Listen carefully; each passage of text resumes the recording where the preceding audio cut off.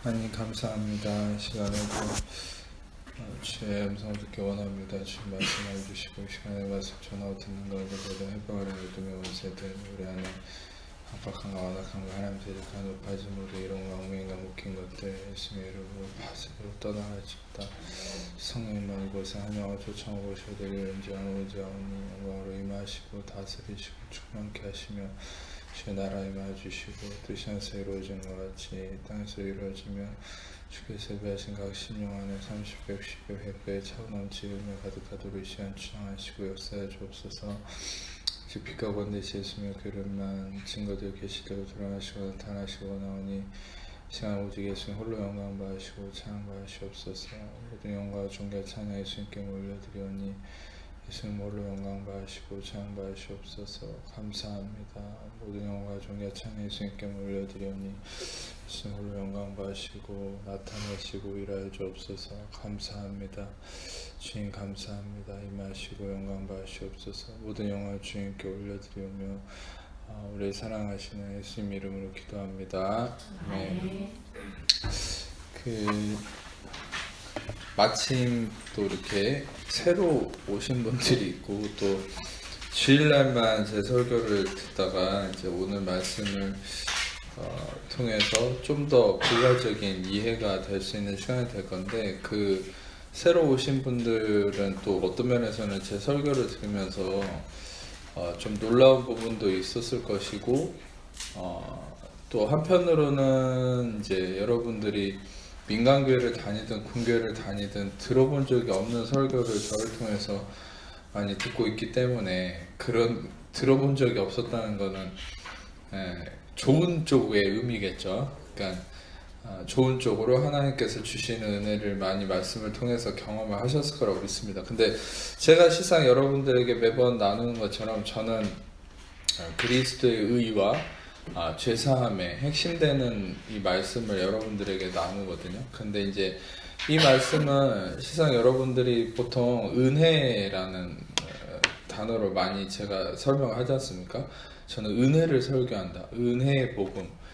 Gospel of Grace, 은혜의 복음을 설교한다 이렇게 얘기하는데 여러분들이 솔직히 이제 먼저 좀 새로운 분들이 있기 때문에 제가 좀 설명을 하고 싶은 것은 은혜의 복음이라는 게 뭔가, 그러면 복음에는 뭐 다른 종류가 있고 은혜의 복음은 다른 종류 중에 하나의 영역인가, 이제 뭐 이지방 목사는 여러 가지 복음의 종류가 있지만 그 중에 하나인 은혜의 복음을 뭐 특징 잡아서 설교하는 것인가? 그렇지 않다는 거죠. 제가 여러분들에게 얘기하는 어떤 이 은혜 복음의 핵심, 저는 여러분들에게 은혜라는 것이 무엇인가, 그래서 여러분들은 이제 이 부분을 잘 캐치를 해야 되는데, 은혜라는 것을 보통 이렇게 얘기를 하게 되면 제가 전에도 다른 분에게 표현한 적이 있지만 최소 은혜라는 것을 성경적으로 설명할 때 최소 앉은 자리에서 1시간은 설명을 해야 은혜라는 게 겨우 표현이 돼요. 근데 우리는 그만큼 은혜라는 것이 많이 퇴색이 돼 있는 거예요. 그러니까 은혜라는 것을 보통 어떻게 생각합니까? 그냥 수련회 때 어디 부흥회나 이런 막 뜨거운 집회를 가서 막 체험하고 뭐 약간 나에게 감동이 되는 수준을 은혜라고 많이 생각을 한다는 거죠. 근데 은혜라는 것은 그런 감정적인 영역은 결과론적인 거지 그런 감정적인 게 핵심은 아니거든요. 은혜라는 것은 또 어떤 면에서는 여러분들이 뭐 경험하게 되는 어떤 교회적인 그런 의미의 어떤 분위기적인 의미가 아니라는 거죠. 은혜라는 것이 뭔가, 그래서 은혜라는 것은 단적으로 하나의 단어나 어떤 한 가지로 표현하기가 어렵습니다. 은혜는 본질적으로 여러분들에게 매번 설명했듯이 요한복음 1장 17절에 매번 얘기하지만 요한복음 1장 17절에 매번 여러분들에게 이 핵심을 설명하죠. 율법은 모세로 말미암아 주어졌지만 은혜와 진리는 예수 그리스도로 말미암아 왔다. 그 한글로도 율법은 주어진 거지만 은혜는 왔다. 율법은 디도미, 주어진, given. 근데 은혜와 진리는 기노마이, 다시 말하면 come, 왔다는 거죠.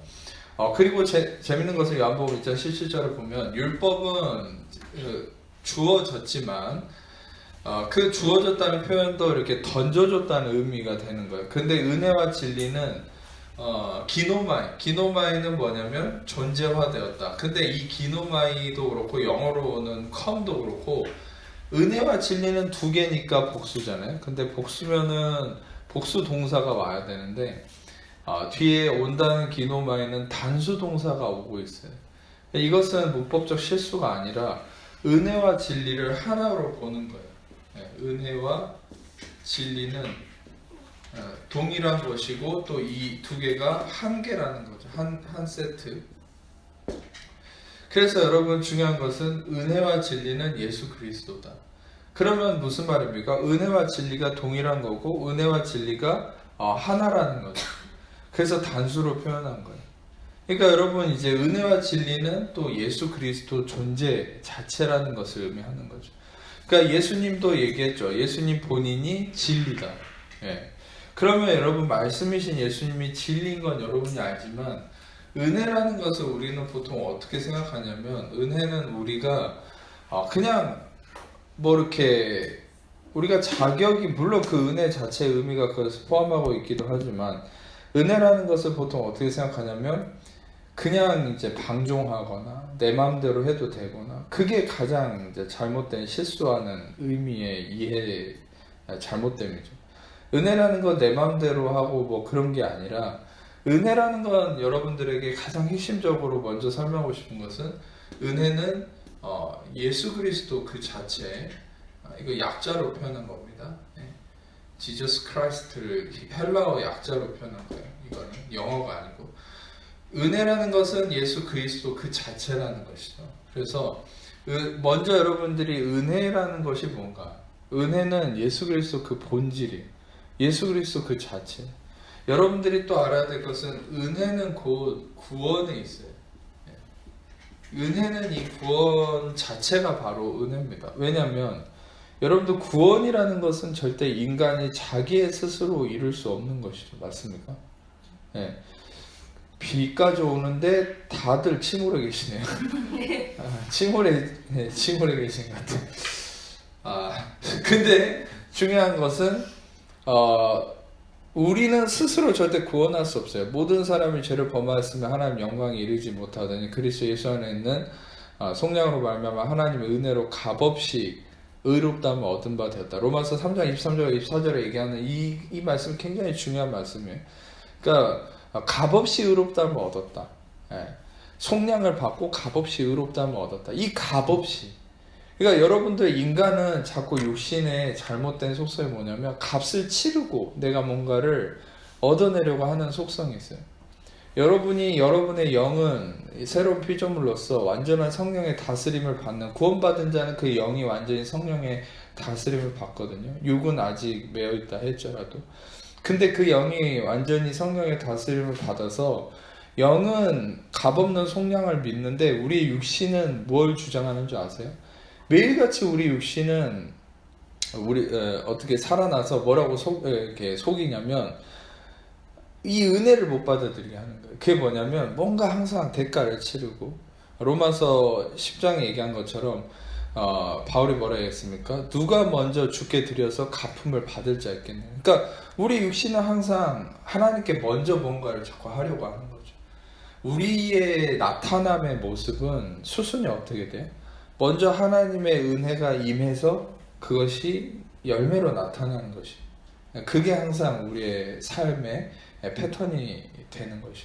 열매는 여러분들 우리가 그것을 행위를 노력을 해서 뭔가 영의 것을 이루어내는 게 아니라 여러분들이 먼저 하나님으로부터 오는 선한 것을 값없이 누림을 통해서 여러분들 행위적인 아웃풋이 도출이 되는 것이. 아멘. 이게 굉장히 중요한 거예요. 여러분들에게 얘기하고자 하는 그 나중에 이제 표현을 하겠지만 sanctification이라는 의미가 뭡니까? 성화죠. sanctification은 여러분 이것이 이제 여러분들 많은 사람들이 이것을 이제 성화라고 하는 것을 중요하게 생각하죠. 목사님들도 뭐 여러분 성도들도 예수 믿고 구원 받았으면 우리는 의롭고 선하게 살아야 된다. 그러면서 이것이 우리에게 율법이 돼버린 거예요. 왜냐하면 우리가 의롭고 선함이 나타나는 것은 먼저 은혜라는 값없이 의롭다함을 얻고 값없이 죄사함을 얻고 값없이 자격이 없는 자가 누리는 이 값없는 선하심을 우리 안에 채워갈 때 그 값없는 은혜가 우리를 의로움으로 선함으로 나타내는 것이 그게 성화거든요. 근데 성화를 우리는 잘못 오해하는 게 우리가 그렇게 의롭고 도덕적으로 윤리적으로 완벽하게 열매를 맺으려고 노력을 해야 된다라고 얘기를 해버리니까 율법에 빠지는 거예요. 율법은 뭡니까? 율법은 은혜가 선행되는 게 아니죠. 율법은 먼저 내 육신의 노력으로 뭔가 행위를 도출하려고 하는 게 율법이에요. 분명히 성경은 뭐라고 얘기하고 있습니까? 갈라디아 3장 12절 율법은 믿음에서 난 것이 아니다 얘기했어요. 율법은 믿음에서 난 것이 아니니 율법을 행하는 자는 그 가운데서 살리라. 갈라디아서 3장 10절에는 그 전절에는 뭐라고 얘기하고 있습니까? 무릇 율법 행위에 속한 자는 저주 아래에 있다고 얘기했어요. 무릇 율법 행위에 속한 자는 저주 아래에 있나니 율법책에 기록된 모든 것을 항상 행하지 않는 자는 저주 아래에 있다. 저주를 받는다. 여러분 무슨 말이냐면 율법 행위를 내가 취하려고 하는 자는 저주 아래에 있는 것이고 아무리 그가 크리스천이라도 그 갈라디아서를 바울이 쓰는 배경을 생각하세요. 불신자를 대상으로 쓴 게 아니에요. 은혜가 충만했던 갈라디아 교인들에게 쓴 거예요. 갈라디아 교인들은 어떤 자들이었어요? 은혜가 충만했어요. 바울의 은혜 복음을 통해서. 근데 율법주의자들, 이단들이죠. 이단들이 이 율법주의자들이 거짓 교사로서 양의 탈을 쓰고 들어와 가지고 어떻게 그 갈라디아 교인들을 꼬드겼습니까? 너희들이 은혜를 누리고 있지만 그것만 가지고는 안 돼. 너희가 할례도 받고 율법도 지켜야 돼. 그렇게 속인 거야. 근데 바울은 이미 율법은 그리스도를 통해서 성취됐기 때문에 너희가 더 이상 은혜의 율법에 매일 필요 없다. 이미 율법은 예수님의 십자가를 통해서 성취됐다. 완성이 됐다. 너희는 은혜를 누릴 자다. 더 이상 할례나 절기나 날과 달과 절기에 매일 필요 없다. 예수 그리스도의 본질적 그 은혜와 제사함과 의롭다함을 누려야 된다. 근데 율법주의자들이 뭐라고 속였습니까? 와가지고 아니야. 그래도 너희들이 뭔가 하는 게 있어야지. 그렇게 속이니까 바울이 갈라디아서 1장을 보면 화가 나 있어요. 갈라디아서 1장의 모든 그 내용은 뭐라고 얘기하고 있습니까? 왜 너희들은 내가 너에게 전한 복음 외에 다른 복음을 받아들이고 있니? 내가 너에게 전한 복음 외에 다른 복음을 전한 자는 저주를 받을 거다. 이렇게 천사라도 저주를 받을 거다. 이렇게 얘기하죠. 여러분 여기서 얘기하는 바울이 언급하는 다른 복음이라고 표현하고 있지 않습니까? 그게 뭐냐면 헤테로스라는 헬라어를 쓰고 있어요. 헤테로스라는 말은 양도 다르고 질도 다르고 모양도 다르고 완전 다른 거예요. 그 말은 뭐냐면 바울은 자신이 전한 복음 위에 다른 복음은 복음이 아니라는 거예요. 이거 엄청난 자신감이죠. 바울은 자신이 전한 복음을 뭐라고 표현한 줄 아세요? 그게 사도행전 20장에 등장하고 있어요. 사도행전 20장 24절에 뭐라고 얘기했습니까? 나의 달려갈 길과 주 예수께 받은 사명 곧 은혜의 복음을 증거하면은 나의 생명을 조금 더 귀한 것으로 여기지 않는다. Gospel of Grace, 자기의 복음을 은혜의 복음이라고 설명하고 있어요. 바울은 자신이 전하는 말씀 뭐라고 표현하고 있어요? 사도행전 20장 32절에 뭐라고 얘기하셨습니까? 지금 내가 여러분을 좋아하며 그의 은혜의 말씀에 부탁하는 Word of Grace. 바울은 철저하게 자신이 전한 복음을 은혜의 복음, 은혜의 말씀이라고 표현하고 있어요. 여러분 그러면 바울이 전한 복음의 핵심 내용이 어디 등장하고 있어요? 사도행전 13장에. 사도행전 13장 38절과 39절에 뭐라고 얘기하고 있습니까? 율법으로는 죄사함을 얻지 못하던 모든 일에 오직 그 예수의 이름으로만 죄사함을 얻고 우리는 율법으로는 의롭다함을 얻지 못하던 모든 일에 예수님의 그 은혜, 그 이름으로만 의롭다함을 얻었다. 오직 우리는 율법으로는 죄사함과 의롭다함을 얻지 못했지만 예수 그리스도 이름으로만 그 피로만 그것을 통해서 의롭다함과 죄사함을 얻었다. 할렐루야. 그것이 바로 사도행전 13장 38절과 39절에 그것이 바로 핵심적인 바울이 전했던 은혜의 복음인 것이에요. 13장 이 사도행전 13장 이고니온에서 바울이 거리에서 전했던 모든 사람을 불러놓고 전했던 뭡니까? 설교의 모든 핵심은요. 이스라엘 백성들이 출애굽하기 시작했을 때부터 예수 그리스도의 부활에 이르기까지 일대기적인 설교를 합니다. 여러분, 그 중에 핵심이 바로 죄사함과 의롭다함이에요. 무엇을 얘기하는 줄 아세요? 여러분, 설교는요, 항상 저도 여러분들에게 말씀드리는 측면이지만 어떤 성경의 단적인 거 하나 딱 끄집어내가지고 이렇게 사세요, 이렇게 하세요라고 얘기하는 게 설교가 아니에요. 여러분들이 이제까지 어떤 면에서는 잘못된 설교를 들어왔을 수 있어요. 그냥 이름만 목사지. 물론 그분의 인격적인 여러분과 인간적인 관계에서의 어떤 여러분들의 선한 영향력을 끼친 그 목사님들을 제가 부인하진 않겠습니다만 그분들이 하는 설교가 진짜 설교고 진짜 복음인지는 제가 의문이 들어요. 왜냐면은 여러분들에게 전했던 그분들의 설교는 대개가 어디 성경에서 한 구절 끄집어내가지고 요렇게 사세요, 그런 건 설교가 아니에요. 설교란 뭐냐?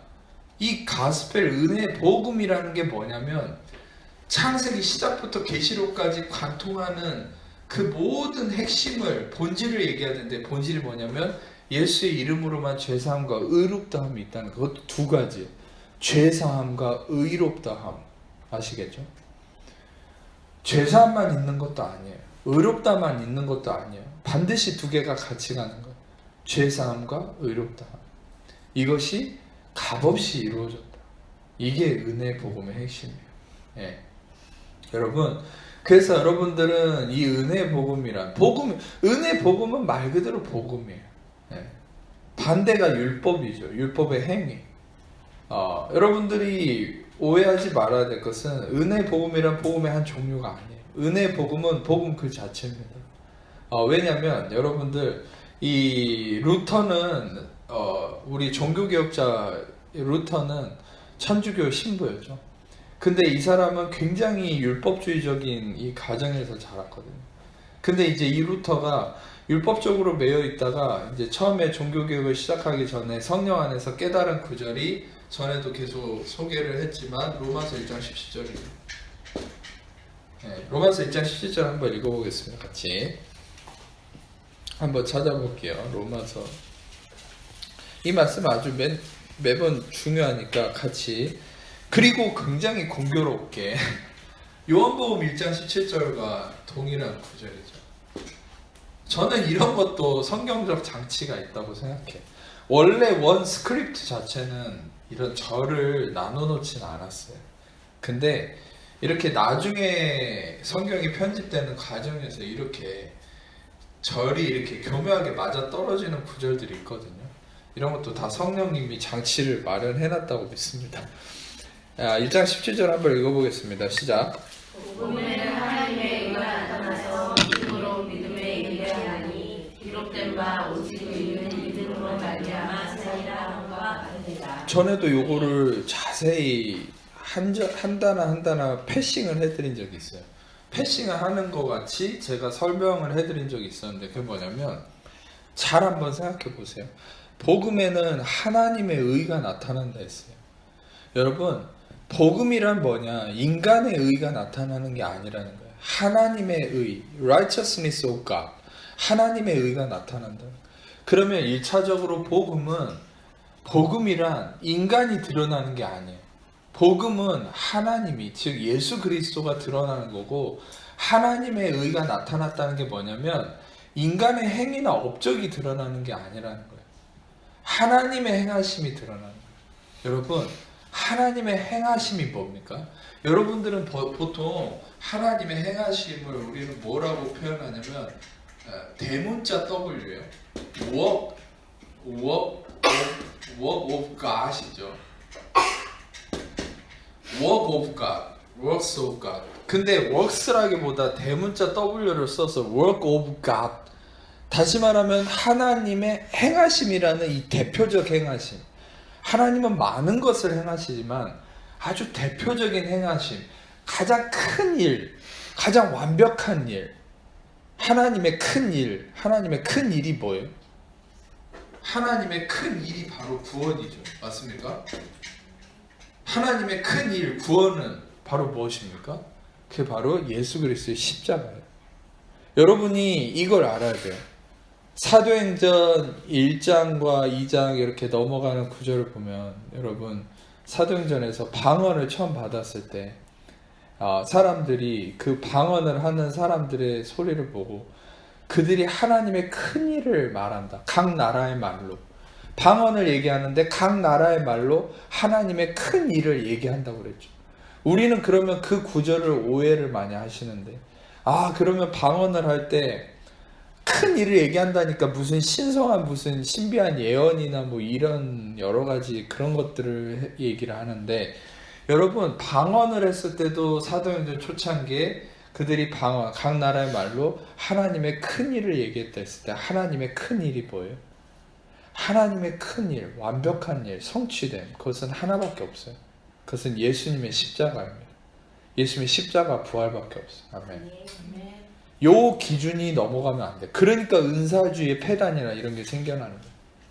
우리는 하나님의 큰 일 하면은 무슨 여러분들이 무슨 장롱에 숨겨놓은 뭐 금송아지 뭐 여러분들이 뭐 장차 나중에 뭐가 어떻게 될 거라는 이런 식의 어떤 요행 어떤 인간적인 어떤 그런 나타난 것들 무당이나 점집에서 들을 만한 그런 이상한 것들을 하나님의 큰 일이라고 아주 비하시켜버려요. 아니요. 여러분 하나님의 work of God 하나님의 유일한 완벽한 일 큰 행하심 대표적인 일 여러분 실상 이 work 하나님의 work 하나님의 대표적인 이 성취된 이 일 안에 여러분과 저에 대한 모든 세세한 모든 행하심과 일들이 다 포함되어 있어요. 근데 그 완벽한 이 큰 일이 뭐냐? 그 우리의 모든 게 포함되어 있는 하나님의 큰 일이 뭐냐? 그 십자가예요. 다시 말하면 예수 그리스도의 십자가 안에 여러분들이 바라는 거, 원하는 거, 앞으로 이루어질 모든 성취가 십자가에 다 포함되어 있다는 것이죠. 그 말은 뭡니까?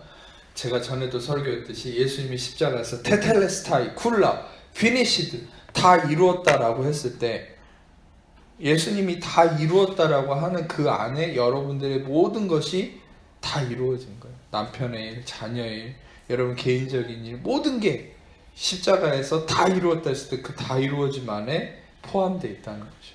아멘. 네, 그래서 하나님의 큰 일, 그것은 바로 이제 이 십자가라는 거죠. 그러면은 이겁니다. 복음에는 하나님의 의가 나타난다라는 게 뭐예요? 복음은 하나님의 행하심과 일이 나타난다는 거예요. 그러면 무엇을 의미하는 거예요? 복음은 십자가가 드러나는 거예요. 예수님의 죄사함과 의롭다함이 드러나는 거예요. 인간의 속죄와 인간의 어떤 행위나 업적이 드러나는 게 아니에요. 예를 들어서 여러분 설교 시간에 목사들이 자꾸 인간적인 예화 들어가지고 뭐 예를 들어서 어떤 훌륭한 사람이 있었는데 그 사람이 이렇게 했다 그 사람의 간증이나 맨날 얘기하고 있고 그런 건 복음이 아니에요.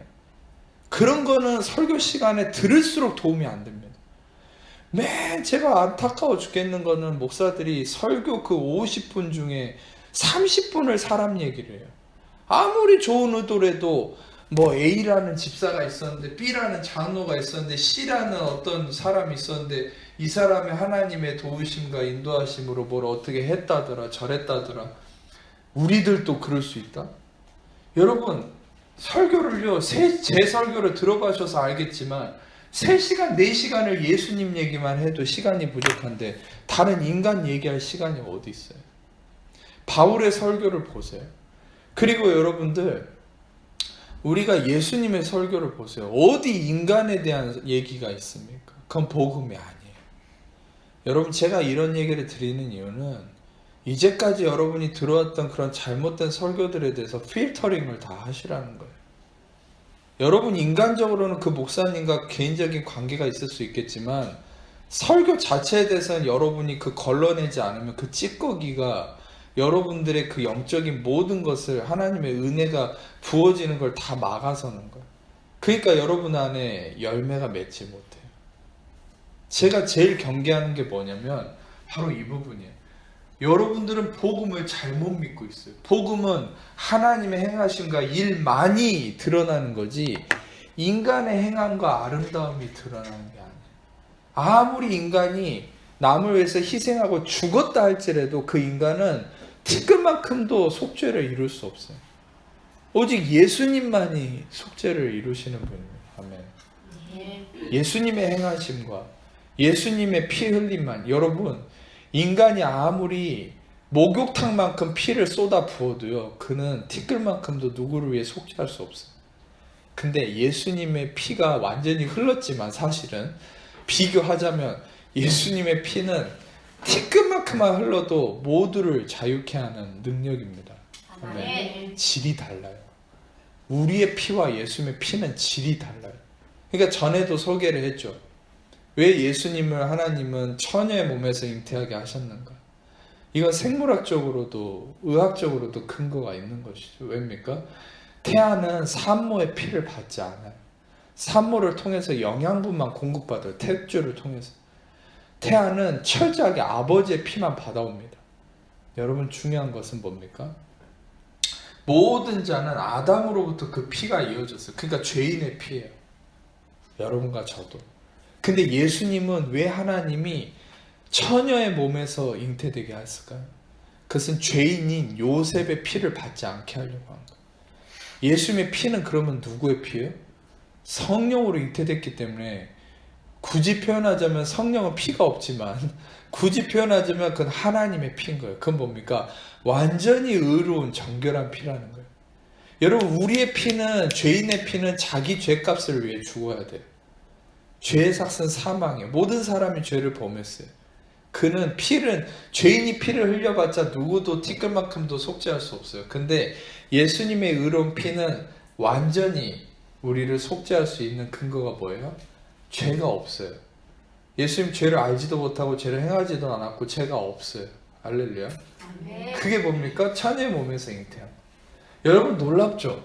근데 그 처녀의 몸에서 잉태됐다는 사실은 우리가 논리적으로 이해하는 게 아니죠. 예를 들어서 여러분들의 전에도 소개했듯이 우리가 하나님 앞에서 우리가 논리적으로 이해해서 믿게 되는 부분이 아닌 그냥 믿어지는, 선물로서 믿어지는 부분이 세 가지 정도 있다고요. 그게 뭡니까? 부활이 있어요. 부활이 있고, 그 다음에 삼위일체가 있고, 그 다음에 처녀의 몸에서 잉태되는. 물론 창조도 그래요. 그런데 이 세 가지가 핵심이에요. 그러니까 여러분 잘 생각해 보세요. 여러분, 처녀의 몸에서 잉태되는 것도 선물로서 주어지는 구원의 패키지예요. 그러니까 믿어지는 거예요. 이게 이제 하나님의 장치예요. 가장 중요한 구원도 여러분이 논리적으로 이해해서 믿는 게 아니잖아요. 그러니까 구원파 이단들은 왜 이단이냐? 그것은 구원을 자기들이 표면적으로 이렇게 확정을 지으려고 하기 때문에. 아니요. 구원은 선물로 택하심에 의해서 주어지는 거기 때문에 여러분들이 믿으려고 노력해서 믿는 게 아니죠. 믿어지는 거죠. 맞습니까? 여러분이 언제 구원받았는지 알 수 없어요. 왜? 구원은 선물로 주어진 거니까. 에베소서 2장에 아무도 자랑치 못하게 하기 위해서. 근데 그 구원 안에 들어가 있는 처녀의 몸에서 잉태됨이 무엇을 의미합니까? 그것은 죄인의 피를 받지 않았다는 거예요. 예수님은 완전히 의로운 피라는 거죠. 의인으로서 우리는 스스로 죄값을 치르고 죽어야 되는 존재지만 예수님은 의인이기 때문에. 예수님이 죄가 없다는 게 중요한 원리입니까? 예수님은 의인이기 때문에 여러분과 저의 죄짐을 짊어질 수 있었다는 거예요. 할렐루야. 그래서 그분의 피 흘림과 죄사함은 완전한 의를 이루셨다. 예. 그래서 이제 중요한 것은 저기서 얘기한 것처럼 work of God, 하나님의 행하심이 나타나는 게 복음이라는 거예요. 다시 1장 17절로 돌아와서 믿음으로 믿음에 이르게 하나니. 아주 이게 중요하죠. 여러분, 중요한 것은 여러분이 하나님의 큰일 행하심인 예수님의 십자가를 들을 때 이게 여러분들에게 믿음으로 이어지게 한다는 거예요. 근데 여러분, 여기에 대해서 상충하는 구절이 뭐예요? 아까 얘기했죠. 제가 갈라디아서 3장 12절에 율법은 믿음에서 난 것이 아니다. 여러분이 율법적인 설교나 이런 걸, 인간의 드러남, 행함이 드러나는 이런 것들을 들으면 여러분 절대 믿음에 이를 수 없어요. 그런데 저는 행함에 대해서 한 티끌만큼도 얘기하지 않지만 예수님의 십자가, 하나님의 큰 일을 얘기하면 얘기할수록 여러분들은 믿음에 이르게 되는 거예요. 아멘. 물론 행함에 실수는 있을 수 있겠지만 믿음은 더 커지게 돼 있어요. 결국 성도들이, 교회가 왜 지금 한국 교회가 다 무너지고 영적으로 퇴보하고 왜 약해졌느냐? 은혜 복음을 설교하지 않는 사역자들도 다 똑같이 그렇게 얘기해요. 제가 얼마 전에 우리 신교대 왔던 우리 군종 형제들은 알겠지만 그 찬양팀의 리더인, 근데 그 리더, 그 친구가 제 고향 교회 후배거든요. 근데 그 친구는 전혀 은혜 복음에 대해서 몰라요. 근데 많은 현장에서 지금 사역을 하고 있는데 이 친구가 저한테 하는 얘기가 뭐냐면, 이제 그 당시 저는 98년도에 같이 이제 은혜도 받고 했던 친구인데, 그 친구는 이제 은혜 복음을 지금은 모르죠. 근데 모르는데도 저한테 뭔 얘기를 하냐면, 정말 우리가 예전에 98년도에 그 부흥이 넘쳐났던, 한국교회 부흥이 넘쳐났던 시절에랑 비교하면 지금 교회 다 무너졌다는 거예요. 사역이 다 무너졌다는 거예요. 지금 완전히 영적으로 한국이 암흑기라는 거예요. 은혜 복음을 모르는 사역자도 그렇게 얘기하고 있어요. 사역자의 입에서. 여러분, 제가 괜히 제 복음을 설득하려고 한국교회를 비하하는 게 아니라 지금 암흑기입니다. 마치 루터의 종교개혁 바로 전처럼. 그러나 저는 희망이 있는 것이죠. 왜냐하면 해가 뜨기 전에 가장 어두우니까. 루터의 종교개혁이 있기 전에 가장 어두웠어요. 네.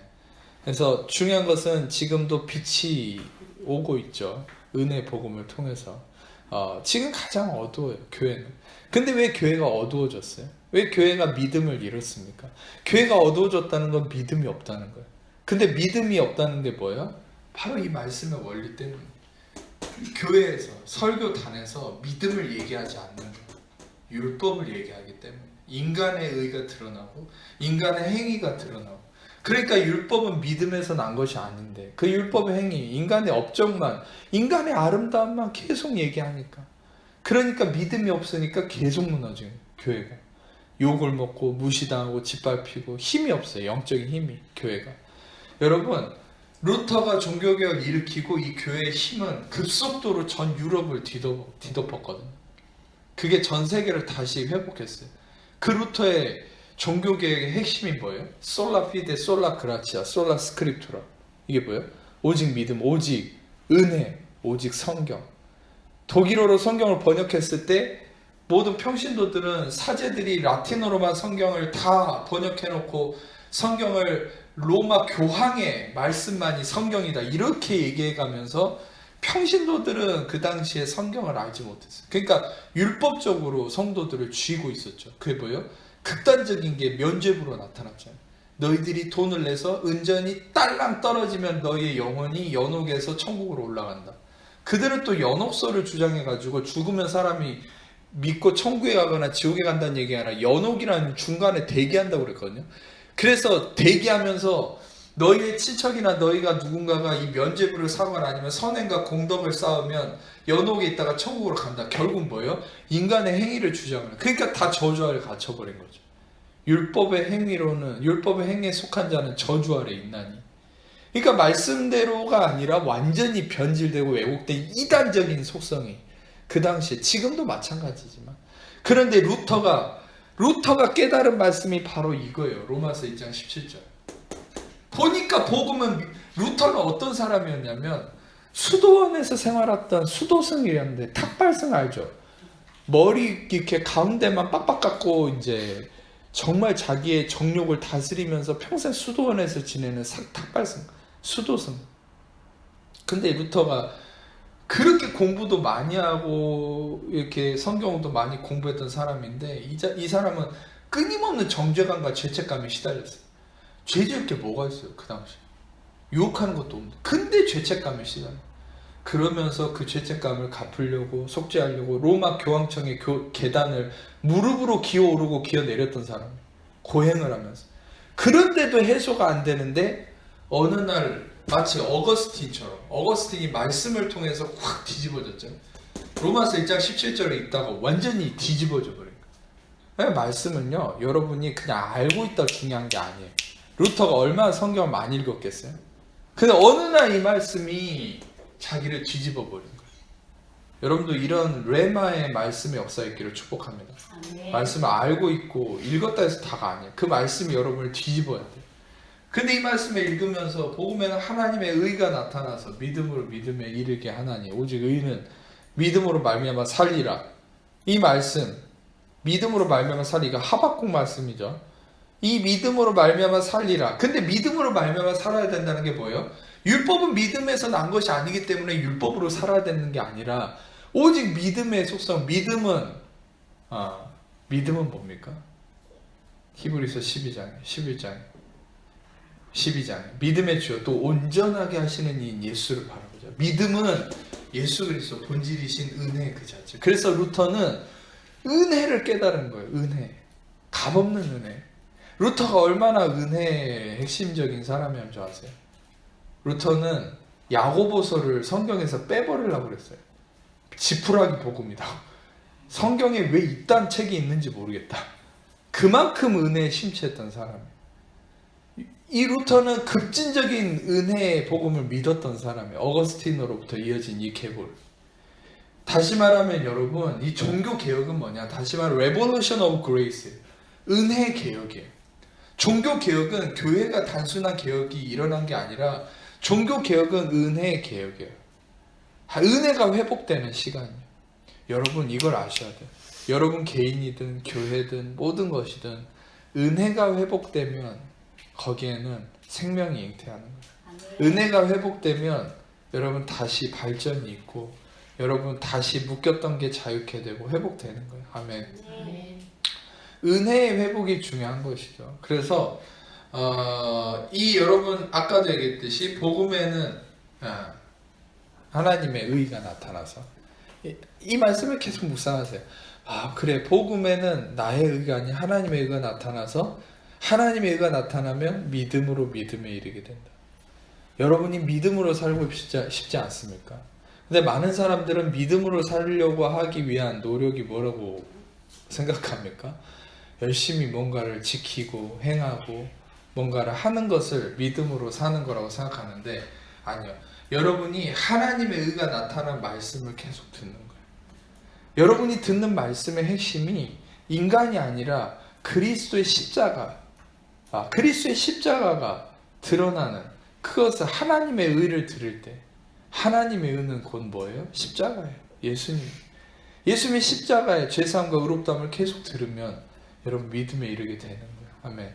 전에도 소개했듯이 조윤기 목사님은 완전한 은혜의 복음을 전하는 분은 아니었지만 그래도 십자가의 복음을 전하는 분이었어요. 그분의 행위나 실수나 부족함이든 그건 다 잊어버리세요. 일단 그건 잊어버리고 일단 본질적인 것만 생각해 보세요. 그분이 뭘 전했는지. 그분을 통해서 잘못된 부분도 있는 건 사실이지만 그분을 통해서 하나님이 엄청난 놀라운 일을 많이 했어요. 그 열매로 대한민국이 발전해 왔었어요. 근데 하나님의 때가 돼서 이제 은혜 복음이 일어나야 되기 때문에 지금 다 무너져 있는 것 뿐이지 이제까지 한국 교회와 한국의 발전은 그 조윤기 목사님을 통한 십자가의 복음의 열매라고 해도 과언이 아니에요. 그 십자가의 복음의 핵심이 뭐였어요? 요한 3서 2절이었잖아요. 조윤기 목사님의 18번. 영혼이 잘된 같이 사랑하는 자가 내 영혼이 잘된 같이 범사가 잘되고 내가 강건하기를 원한다. 여러분 다시 말하면 우리는 이 십자가의 복음 예수님이 조윤기 목사님 항상 초두에 뭐라고 시작하든 결론은 항상 그거예요. 예수님 십자가 피 흘림과 죄사함 항상 이걸 부르짖었어요. 그 열매로만으로도 대한민국이 이제까지 이렇게 발전해왔는데 은혜 복음이 대한민국을 향후에 10년 후에까지 저에게 예언해 주신 대로 향후에 10년 후에까지 전 교회에 다 퍼져서 이게 은혜 복음이 한국 교회를 사로잡고 한국을 사로잡았을 때 한국은 이루 말할 수 없는 발전을 이루게 될 것이에요. 아멘. 네. 은혜 복음이 답이에요. 왜인 줄 아세요? 생각해 보세요. 조윤기 목사님의 십자가의 복음도 이제까지 발전을 이루었는데 이 십자가의 복음에 더 깊은 계신 은혜 복음이 퍼졌을 때는 어마어마한 역사가 나타난다. 그래서 그 원리는 그거예요. 복음에는 하나님의 의가 나타나서 믿음으로 믿음에 이르게 하나니 오직 의인은 믿음으로 말미암아 살려.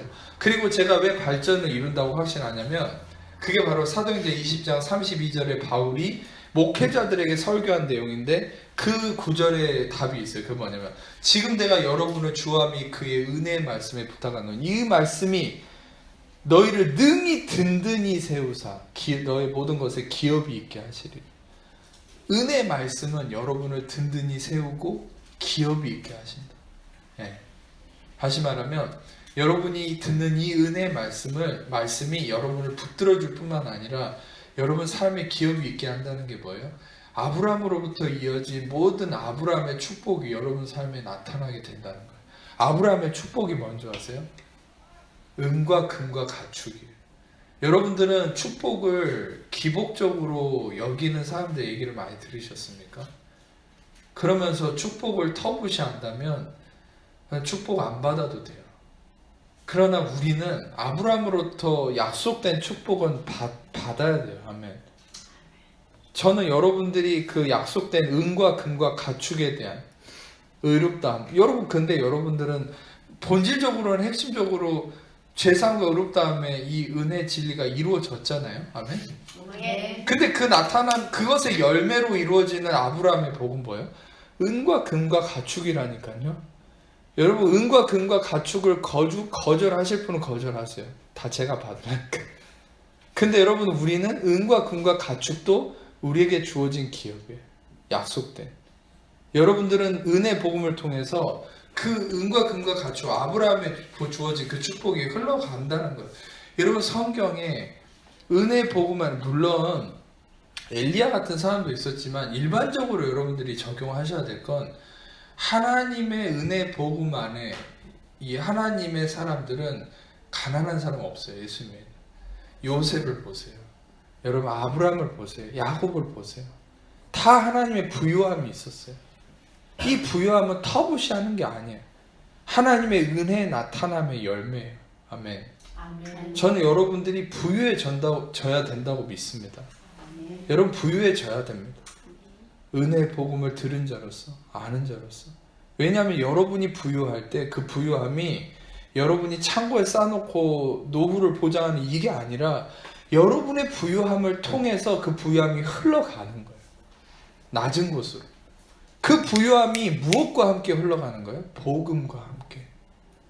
그래서 그 부유함이 복음을 통해서 여러분을 통해 복음을 통해서 흘러감으로 그 복음이 일을 하는 거예요.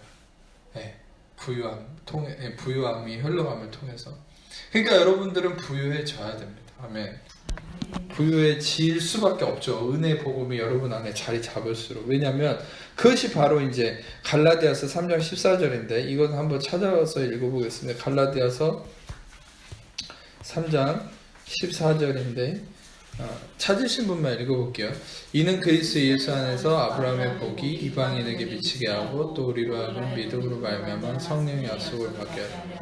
이게 무엇입니까? 아브라함의 복이 이방인에 미치게 하고 이것은 이방인은 우리를 나타낸 거예요. 유대인이 아니면 다 이방인이에요. 여러분과 저는 유대인이 아니기 때문에 다 이방인이에요. 그러면 우리는 아브라함의 복이 우리에게 미치게 되는데 선행되는 조건이 뭐였어요? 그리스도께서 저주를 받은 바 되사 율법의 저주에서 우리를 속량하셨으니 할렐루야.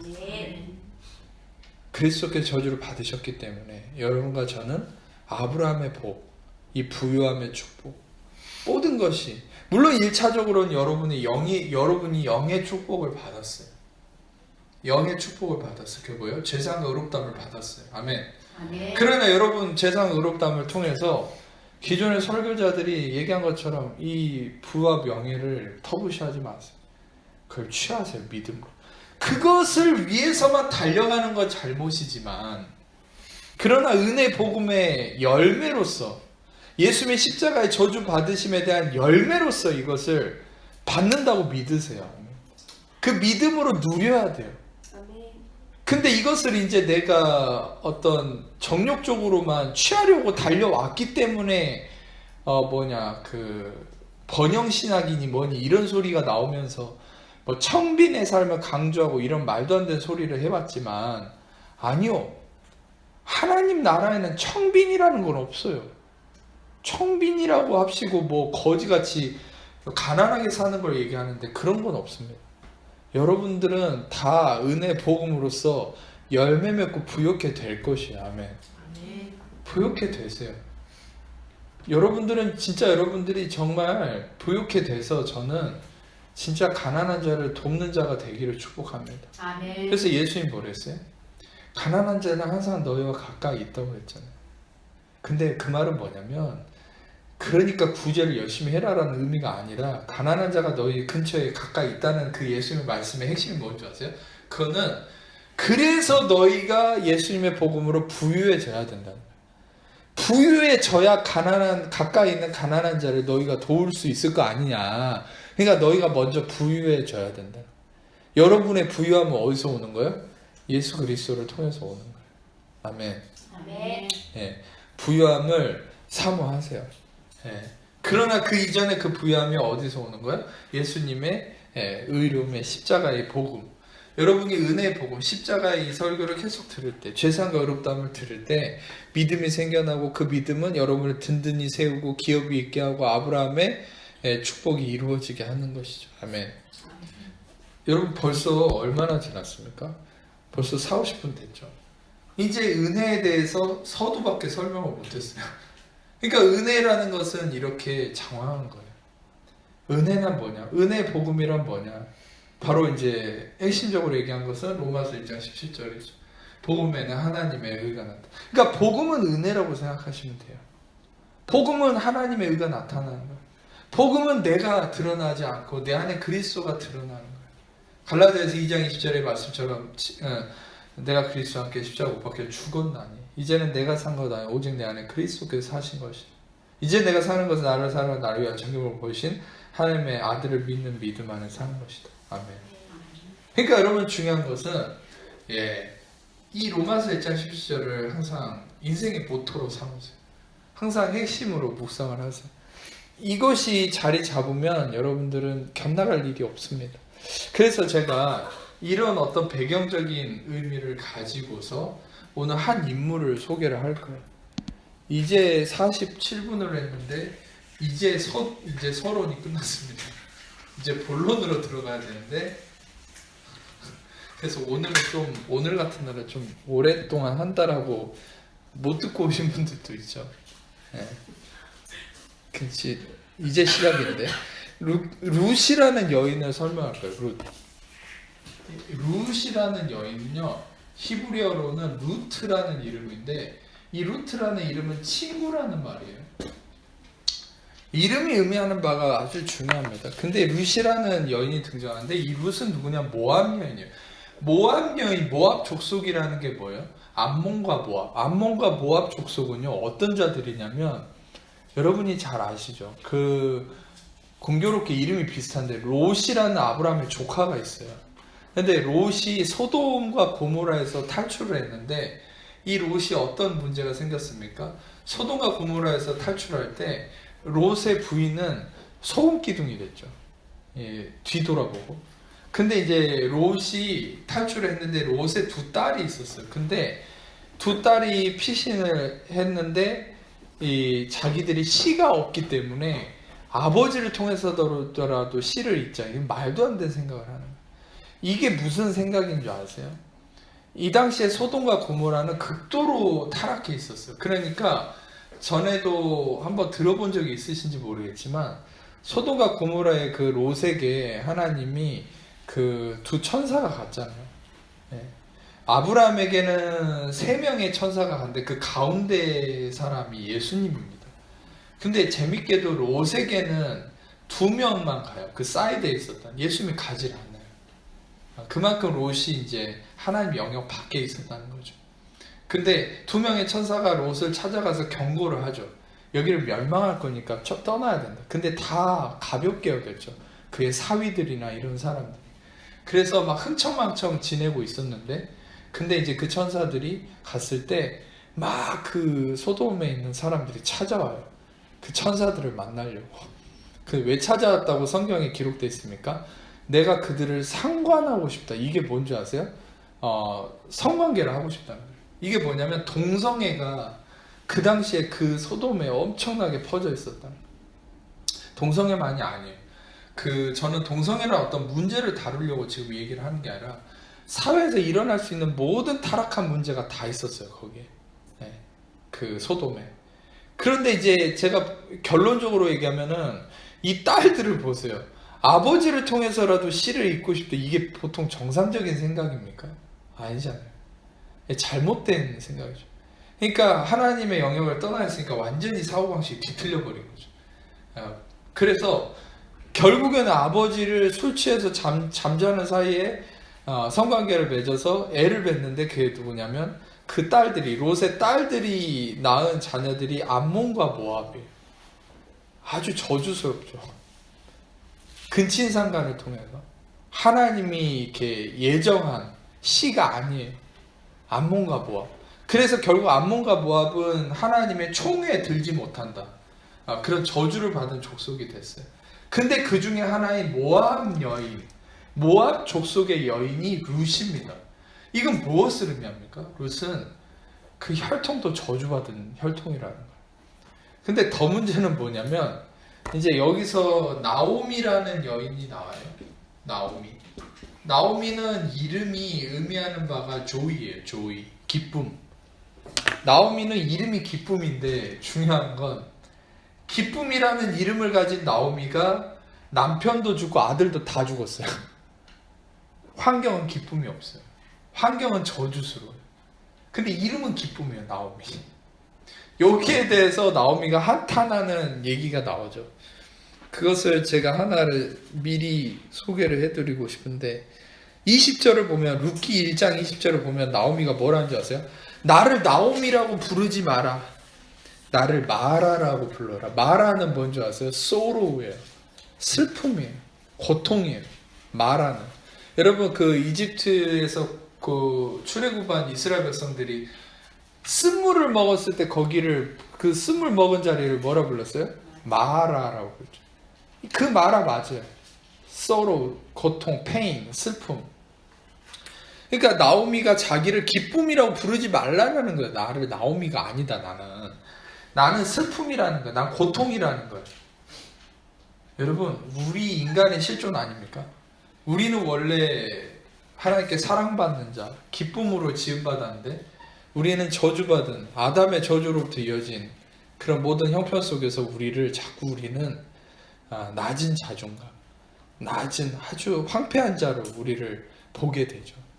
근본적으로 우리는 예수 그리스도의 은혜 아래 있지 않으면 낮은 자존감에 매일 수밖에 없어요. 이런 나오미처럼. 결론적으로 얘기하자면 그러나 이 기쁨이었던 이름이 본질이 기쁨이었던 나오미가 자기를 마라라고 부르라고 하고 심지어는 하나님에 대해서 뭐라고 표현했습니까? 전능자가 나를 괴롭게 했다고 얘기하죠. 하나님에 대한 아픔이 있어요. 상처가 있어요. 그리고 21절도 보면 하나님이 나를 비어서 돌아오게 했다. 나를 징벌하셨다. 괴롭게 하셨다. 생각해보세요. 남편도 없고 자녀도 다 죽었어요. 며느리들만 남았어요. 이렇게 얘기할 수밖에 없죠. 근데 여러분 결론적으로 생각해보세요. 우리가 결론을 알기 때문에. 결론은 보아스이신, 보아스라는 인물로 상징되는 보아스이신 예수님을 만나서 나오미는 이 보아스가 오벳을 낳았는데 이 오벳은 바로 다윗의 아버지의 그 혈통입니다. 다시 말하면 예수님의 족보에 오르는 거예요. 할렐루야. 이 기쁨이 회복되는 거죠. 아멘. 여러분들이 우리는 환경적인 저주나 여러 가지 악함과 공격이 있다 할지라도 여러분의 본질인 이 기쁨이 예수님을 통해서 회복되는 것이에요. 아멘. 네. 나오미를 보세요. 이게 회복이 돼요. 처음에는 그렇게 고백해요. 나를 기쁨이라 부르지 마. 나는 저주스러운 사람이잖아. 그러나 예수님이라는 이 보아스를 만났을 때 그는 이 기쁨이 회복이 돼요.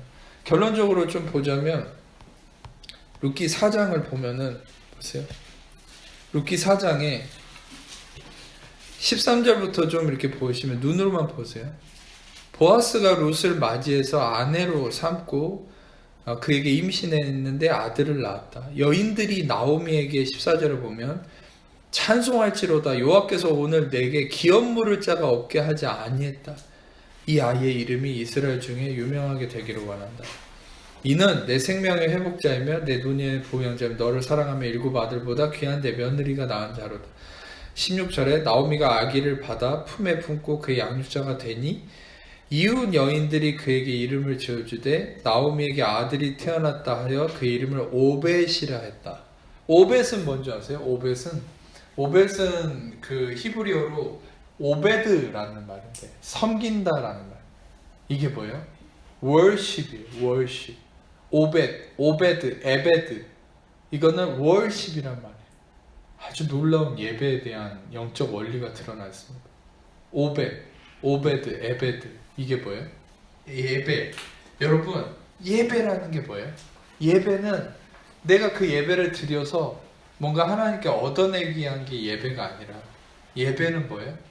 예배는 예수 그리스도를 내가 만나서 나의 기쁨이 회복됨을 통한 열매가 예배. 그래서 제가 전에 예배에 대한 설교 중에 언급을 했을 때도 예배는 여러분들이 뭔가 얻어내기 위한 조건으로 오는 게 아니라 그리스도 안에서 구원에 대한 감격의 기쁨으로 오는 게 예배예요. 할렐루야. 그래서 여러분 예배를 보세요. 예배, 지금 오벳이라는 이 예배는 무엇을 통해서 이루어진 겁니까? 저주 아래 있던 나오미가 진정한 이 예수님이신 보아스를 만나서 기쁨이 회복됨으로 그 열매가 바로 오벳, 예배라는 것이죠. 그래서 여러분들이 진정한 예배는 언제 드릴 수 있습니까?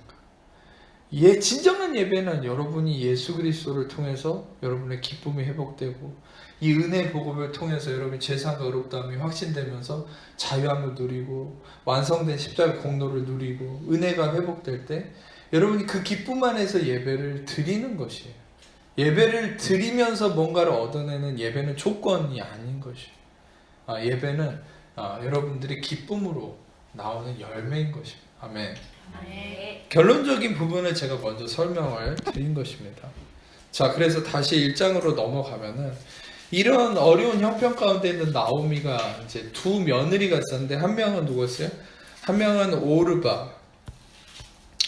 14절을 보시면 오르바는 이제 시어머니에게 입 맞추고 떠났다고 그랬죠. 왜냐하면 나오미가 그랬어요. 너희들은 아직 젊으니까 과부가 되었지만 새 장가를 들어라. 새 시집을 가라. 그렇게 얘기하고. 그래서 이제 보통은 젊기 때문에 이제 인간적으로는 그래요. 이제 나오미를 떠날 수 있어요. 근데 중요한 것은 오르바는 시어머니에게 입 맞추고 갔어요. 룻은 시어머니를 붙쫓았다. 이렇게 나와있죠. 이게 무슨 중요한 의미가 있을까요? 15절을 보면은 그 아래 15절을 보세요. 나오미가 네 동서는 그 오르바를 얘기하죠. 그의 백성과 그의 신들에게 돌아갔다. 여러분 이게 중요한 거예요. 그러니까 왜 오르바가 떠나고 룻은 왜 나오미에게 남아있다는 게 중요한 의미가 되는 겁니까? 오르바는 그냥 나오미를 떠난 게 그냥 떠난 게 아니라 여기서 얘기한 것처럼 그의 백성과 그의 신들에게 돌아갔다는 거예요. 이 말은 뭐냐면 다시 옛사람으로 돌아갔다는 거예요. 힘들다고. 마치 아브라함이 하나님이 약속한 가나안 땅에 갔는데 가나안 땅이 그 당시에 황무지였거든요. 그러니까 하나님이 말씀하지도 않은 이집트로 내려가 버려요. 근데 이집트 내려갔는데 문제가 뭐예요? 아내를 뺏길 뻔했잖아요. 바로한테 수치당하고. 그러나 물론 결론적으로 하나님의 은혜로 더 축복을 받고 나왔지만 그리고 결국 그 황무지였던 가나안은 나중에 젖과 꿀이 흐르는 축복의 땅이 되었죠. 여러분 지금 여러분이 볼 때 황무지 같은 곳에 하나님이 가라고 해서 갔는데 거기 보니까 지금 보니까 황무지 같아요. 근데 지금 그 보이는 것으로 판단하지 마세요. 하나님 여러분들이 하나님께 이끌림을 받은 곳은 반드시 젖과 꿀이 흐르는 가나안 땅이 돼요. 아멘. 지금 눈에 보이는 걸로 판단하지 마시라는 거죠. 그러니까 지금 어떤 면에서 오르바도 지금 과부가 됐고 지금 저주받고 남편과 시아버지도 다 죽은 이 나오미를 지금 보니까 안 되겠으니까 떠나버린 거예요. 근데 룻은 어떻게 됐습니까? 16절을 보면은 룻이 나를 가라고 하지 마세요. 아주 유명한 말을 하죠. 어머니께서 가시는 곳에 나도 가고 어머니께서 머무시는 곳에 나도 머물겠습니다. 어머니의 백성이 나의 백성이 되고 어머니의 하나님이 나의 하나님이 되십니다. 왜 이게 유명한 줄 아세요? 이 구절이? 신학교에서 성경고사 보면 꼭 이거 외워서 쓰라고 그래요. 이 구절 왜 쓰라고 하는지 모르겠지만 꼭 항상 이 구절에 성경 주관식에 성경고사에 꼭 나와요. 근데 이제 중요한 것은 이 구절 자체가 의미하는 바가 중요해요. 어머니께서 머무시는 곳에 나도 머물고 어머니의 백성이 나의 백성이 되고 어머니의 하나님이 나의 하나님 되신다. 이 말이 뭐야? 환경과 상황과 상관없이 나는 당신이 믿는 그 야훼를 믿겠습니다. 이게 아주 중요하죠. 바로 그 구원의 은혜 아래 거하고자 하는 그 아주 은혜를 사모하는 마음인 것이. 하나님이 룻에게 이 장치를 마련해 놓으셨어요. 그래서 룻은 모함 여인이고 저주받은 혈통이었지만 다시 말하면 이 은혜를 사모했던 자예요. 그 은혜의 씨가 있었던 거예요. 여러분도 그 씨가 있다고 믿습니다. 그러니까 이재방 목사의 설교를 계속 듣는 거겠죠. 어떤 면에서. 물론 저를 이렇게 통해서 은혜 복음을 계속 기쁨으로 받으시는 분들은 다 그런 분들이라고 믿어요. 이 룻과 같이. 지금은 여러분들의 삶에 별로 보이는 게 없고 내세울 만한 게 없을 수 있어요. 룻처럼, 나오미처럼. 그런데 여러분 이 은혜 복음을 정말 하나님 주신 은혜의 씨앗을 가지고서 보화로서 여기고 받아들이는 자는 반드시 나오미처럼 룻처럼 은혜 복음이신 보아스이신 예수님을 만났을 때 기쁨이 회복되고 정말 진정한 놀라운 역사가 나타납니다. 아멘. 자, 그래서 이렇게 얘기를 하고서 이제 나오미 옆에 룻이 남죠. 그러고서 이제 어떤 일이 일어나냐면 이후에 이제 2장으로 넘어가면 나오미가 이제 이 나오미의 어떤 먼 친척인 보아스라는 사람이 나옵니다. 이 보아스는 성경에도 얘기했듯이 유력한 자다라고 표현해요. 모든 것에 완벽한 자예요. 2절을 보면은 룻이 나오미에게 이런 표현을 하죠. 누구에게 은혜를 입으면. 그러니까 이런 표현을 했다고 했을 때 우리는 자세히 이거를 좀 묵상할 수 있어야 되는데 룻은 은혜를 사모하는 자였어요. 여기서 은혜는 헨이라는 히브리어로 표현되는데 여기서 이런 얘기를 한다는 건 뭡니까? 그것은 룻은 은혜를 아는 자예요. 은혜를 사모하는 자예요.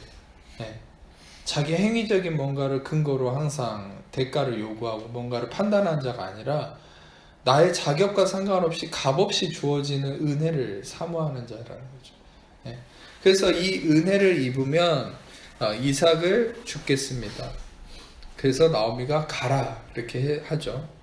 그러고서 여차저차 여러 가지 사건들을 통해서 보아스를 만나죠. 근데 그 보아스가 이 룻에게 아주 놀라운 메시지를 많이 얘기해요. 이 12절을 보면은 2장 12절을 보면은 한번 같이 읽어보겠습니다. 시작.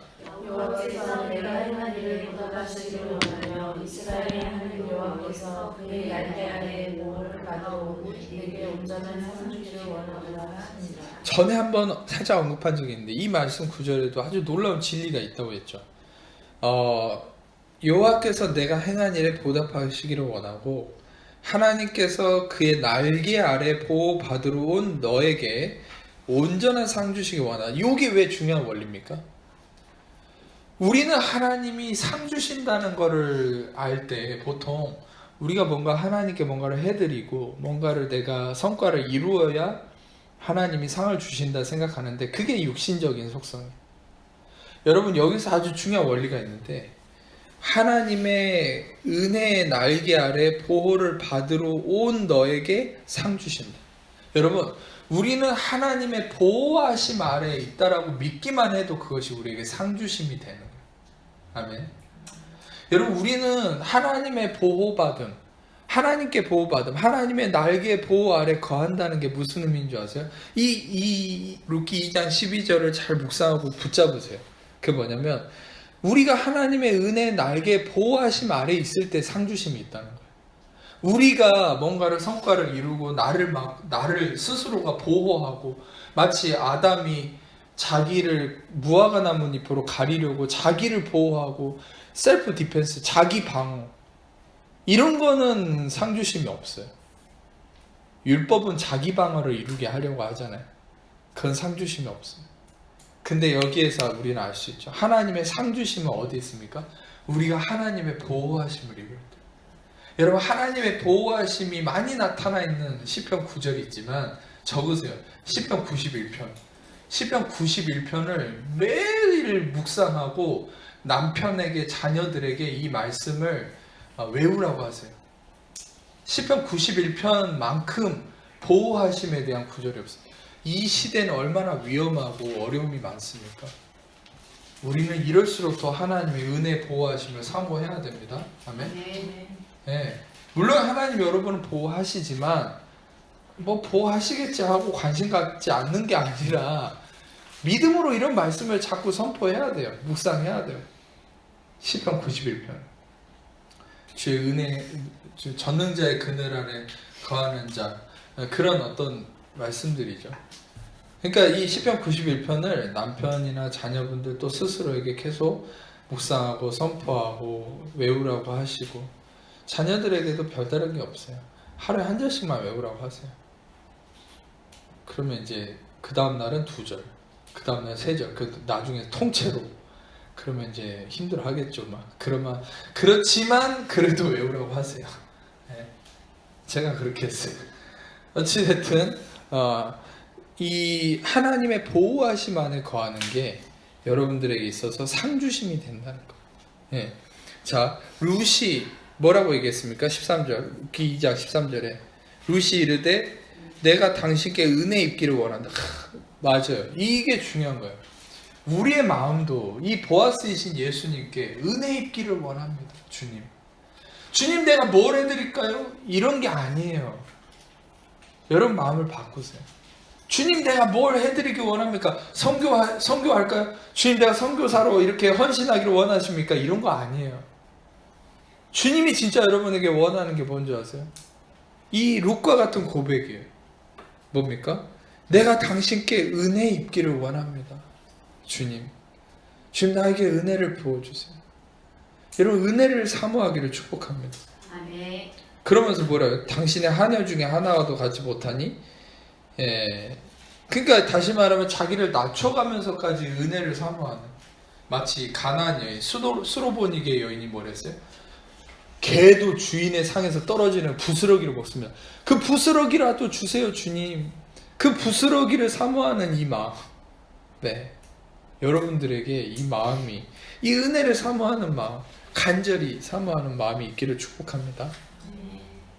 20절에 내려와서 나오미가 자기 며느리에게 이르되 그가 여호와로부터 복 받기를 원한다. 여기 아주 중요한 얘기를 하죠. 이 나오미가 표현한 그가, 보아스가 여호와께 복 받기를 원한다는 것은 복을 받기를 원한다 이런 의미라기보다 그는 복을 받은 자라는, 그러니까 그는 복의 근원이라는 거예요. 예수님이 복의 근원이세요.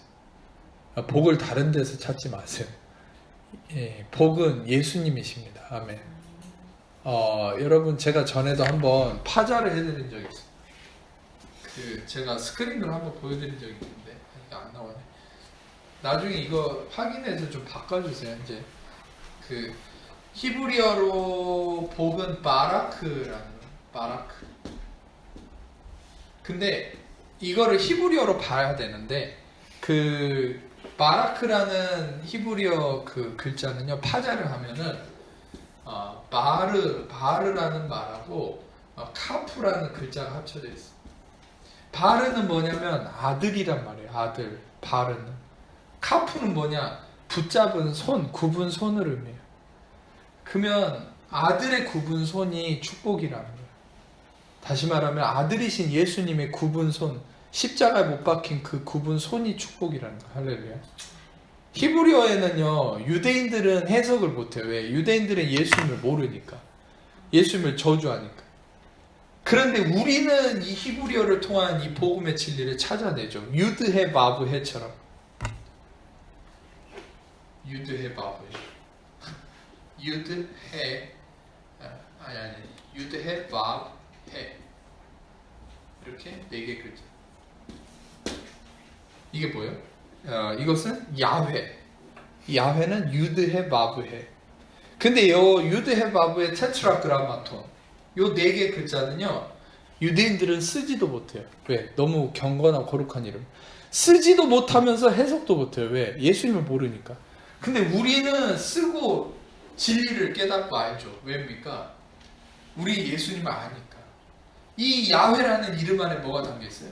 유드, 손, 해, 은혜, 바브, 못, 해, 은혜. 은혜, 손에 은혜, 못이 바뀌었다. 다시 말하면 야훼라는 이름은 그 이름 자체에 이미 예수님의 십자가가 있는 거예요. 할렐루야. 그리고 놀랍죠.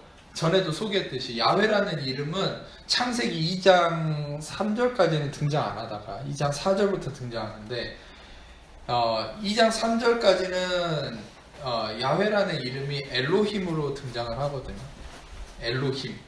근데 그 엘로힘은 전능자, 크리에이터라는 말로만 등장을 해요. 근데 창세기 2장 4절은 뭐냐면 창세기 2장 4절은 인간의 톨레도트라고 해서 히브리어로 인간의 기원, 인간에 대한 창조는 1장에 이미 언급이 돼 있어요. 1장 마지막에. 근데 2장 4절은 재밌게도 인간에 대한 창조를 또 설명해요. 그게 뭐냐면 인간에 대한 기원이 중요하니까 그런 거예요. 그래서 2장 4절부터 인간에 대한 기원을 설명하는데 거기 인간에 대한 기원을 설명하면서 하나님이 이름을 하나를 더 소개해요. 엘로힘이 아니라 거기서는 야훼 엘로힘 이렇게 해요. 인간에 대한 기원을 설명하면서 야훼라는 이름이 포함이 돼요. 거기서. 그럼 야훼라는 이름은 인간과 함께하는 이름이라는 거예요. 아멘. 아주 신학교에서도 배우지 못하는 걸 배우는 겁니다. 야훼. 야훼라는 이름은 인간하고 함께 가는 이름.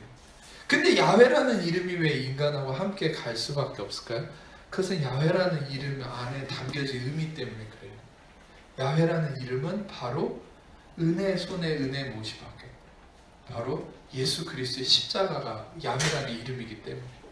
다시 말하면 인간의 죄사함과 대속하심이 이미 야훼라는 이름 안에 다 예언이 되고 들어가 있는 거예요. 할렐루야. 그래서 우리는 그걸 알아야 돼요. 유대인들은 몰라요. 유대인들은 예수님을 모르니까. 우리는 예수님을 알기 때문에 이런 진리를 깨달을 수 있죠. 아까도 얘기했잖아요. 바라크, 바로 아들의 구분손. 바로 아들의 구분손이 축복이다. 예수가 축복이에요. 할렐루야. 아멘. 예수님을 알면 알수록, 들으면 들을수록, 그분의 죄사함과 의롭다함을 들으면 들을수록 여러분에게 복이 될 수밖에 없는 거예요. 아멘. 그래서 그가 요압께 복을 받기 원한다. 그는 복이 있는 자다는 거죠. 그 살아있는 자와 죽은 자에게 은혜 베풀기를 그치지 않냐. 바로 예수님의 본질이죠. 살아있는 자와 죽은 자에게 은혜 베풀기를 그치지 않는다. 이것은 무엇을 의미합니까? 이것은 바로 은혜 본질이라는 거예요. 네, 그분 자체가. 그리고 나오미가 이르되 그 사람은 우리와 가까우니 우리의 기름 모를 자 중에 하나다. 이 말도 다 의미심장한 거예요. 가깝다라고 표현하는 거예요.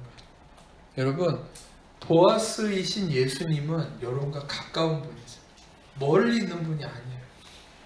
예수님이 우리와 가까이 계셔서 우리는 하나님께 이룰 수 있어요. 할렐루야. 예, 이게 중요한 게 뭐냐면 요셉도 예수님으로 대변되는 존재라고 했잖아요. 근데 요셉이 국무총리로, 이집트의 국무총리로 있을 때 유대인들, 야곱과 자기 형제들을 어디 땅에 오게 했다고요? 고셴이라는 땅에 다 오게 했어요. 고셴이라는 땅 이름이 뭔지 아세요? nearby, 가까운이라는 곳이에요. 다시 말하면 예수님은 우리를 가까이 오게 하시는 거예요. 할렐루야. 누가복음 15장 1절을 보면은 그 회개에 대한 그 잃은 양의 비유, 드라크마의 비유, 돌아온 탕자의 비유. 근데 누가복음 15장의 그 회개에 대한 그 비유를 소개하기 전에 1절을 보면요. 15장 1절을 보면 모든 죄인과 세리들이 예수님께 가까이 왔다 이렇게 표현되어 있어요. 유대인들은 율법주의자들은 가까이 안 가요. 예수님한테. 네. 율법이 우리를 묶고 있으면요, 우리 예수님과 멀어지는 거예요. 네. 율법의 행위로 의롭다면 얻으려 너희는 그리스도에게서 끊어지고 은혜에서 떨어진다. 예수님과 멀어지는 거예요. 율법이 베이스. 근데 은혜의 본질이신 예수님, 우리가 예수님의 은혜 진리를 깨달아서 우리 예수님과 가까워진 할렐루야. 이미 본질적으로 가까운 자이지만 중요한 것은 모든 죄인과 세리들은 예수님과 가까이 예수님은 우리가 가까이 있어요. 여러분 이 나오미의 고백처럼 뭐라고 합니까? 그 사람은 우리와 가깝다. 예수는 우리와 가까운 분이에요. 우리와 하나가 됐어요. 이제는 할렐루야. 네. 아멘. 아멘. 우리 기업을 물을 자 중에 하나다. 이게 아주 중요한 말이에요. 기업을 물은다는 게 그냥 의미가 아니에요. 이것은 뭐냐면 기업을 물을 자라는 말은 히브리어로 가알이라는 말인데 이게 뭐냐면 대속하고 구원한다는 말이에요. 가알이라는 히브리어. 그 말은 뭐예요? 나오미가 지금 구원에 대한 얘기를 하는 거예요. 바로 여기에 복음이 있어요. 이 룻기라는 책은 아주 놀라운 책인데 이 책은 뜬금없이 끼어있는 책이에요. 실은 역사서예요. 그것도 무슨 역사예요? 다윗 왕의 역사예요. 어떤 면에서는 이거는 족보예요. 족보 중에 하나의 족보가 뭡니까? 누가 있고 누구 아들은 누구고 누구 자녀는 누구고 이렇게 족보가 언급된 가운데 그 족보상에 어떤 하나의 에피소드, 끼어있는 에피소드 같은 게 바로 룻기예요. 근데 그만큼 여러분 족보상에 에피소드가 끼어있다면 그 에피소드가 얼마나 중요한 거겠습니까? 그만큼 중요한 책이라는 거예요. 왜 중요해? 바로 예수님의 복음을 나타내기 때문에. 이 룻기는요 뭐랑 이어지냐면 이건 마태복음 1장하고 이어지는 거예요. 유대인의 왕으로 오신 예수님을 소개하는 마태복음. 마태복음 1장을 보면은 족보가 나오죠. 근데 솔직히 그 족보의 부가적인 설명이 되는 책이 바로 룻기예요. 그러니까 룻기는 그만큼 중요한 복음서 같은 복음서 같은 구약의 책이에요. 구약의 복음서 같다고 생각하시면 돼요. 어떤 면에서는 예수님을 가장 잘 소개하는 보아스가 등장하고 또 그 예수님의 혈통이 그 역사가 등장하는 근데 이제 여기서 얘기한 것처럼 기업 물을 자 중에 하나다. 보아스는. 그래서 우리를 구원할 자다, 대속할 자다라고 확실하게 언급을 하고 있다는 거죠. 그러면서 제가 이제 좀 시간 관계상 좀 다른 부분은 넘어뛰고 그 3장을 넘어가면은 17절을 보시면은 룻이 보아스를 만나고 왔을 때 이 보리를 내게 이 보리를 6번 되어주며 빈손으로 시어머니에게 가지 말라. 보아스이신 예수님은 여러분을 빈손으로 보내지 않습니다. 할렐루야. 이게 아주 중요한 거예요. 그러니까 제가 전에도 예수님이 우리의 속건제물이 되셔서 여러분이 잃어버린 것의 5분의 1을 더해서 회복하신다. 예수님은 여러분이 잃어버린 게 있다 할지라도 5분의 1을 더해서 회복하신다. 여러분이 잃어버린 것보다 더 많은 것을 회복하십니다. 아멘. 더 많은 것을 채워주시고 예수님 여러분을 빈손으로 가게 하지 않으시고 항상 여러분의 손에 풍족하게 채워서 주시는 분. 아멘. 자, 시어머니가 뭐라고 얘기합니까? 내 딸아 이 사건이 어떻게 될지 알기까지 앉아있으라. 앉아있으라는 것은 야시하고 안식하라는 말이에요. 그 사람이 오늘 일을 성취하기 전에 쉬지 않아요. 예수님이 쉬지 않고 일하시고 있어요. 여러분이 안식하면 그분이 일하셔요.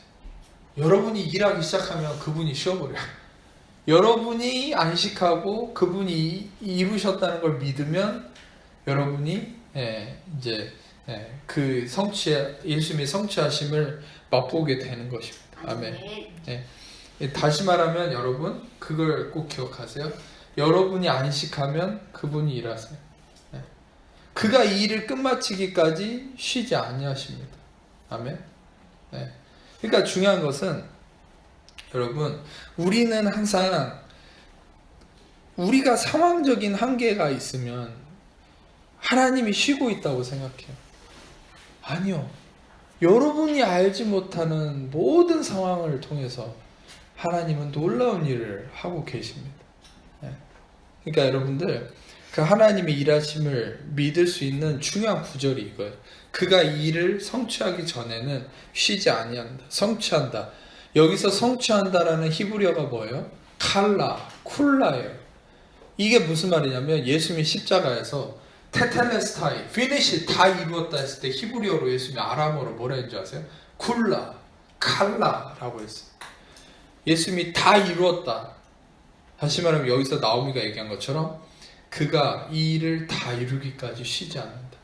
여러분, 우리는 예수님이 다 이루었기 때문에 이제 우리는 쉴 수 있어요. 안식할 수 있어요. 예수님도 다 이루셨기 때문에 어떻게 하십니까? 하나님 보좌 우편에 앉으셨죠. 히브리서 10장에 제사장은 매일같이 서서 제사를 드리지만 가만히 제사장은 매일같이 서서 제사를 드리지만 예수님은 하나님 보좌 우편에 한 번의 제사로 영원한 속죄를 이루시고 하나님 보좌 우편에 앉으셨다. 이게 뭐예요? 네. 그것은 예수님은 하나님의 아들이니까 앉은 게 아니죠. 제사장은 매일같이 죄를 사하는 일을 했다는 거예요. 왜? 죄가 기억나니까. 동물의 피는 완전히 우리를 속죄할 수 없으니까. 근데 예수님의 피는 한 번으로 영원한 속죄를 이루셨기 때문에 아멘.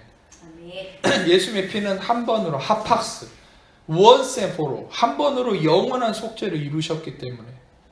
그래서 제사장은 매일같이 서 있었지만 예수님은 우리의 대제사장으로서 이제 앉아 계신다.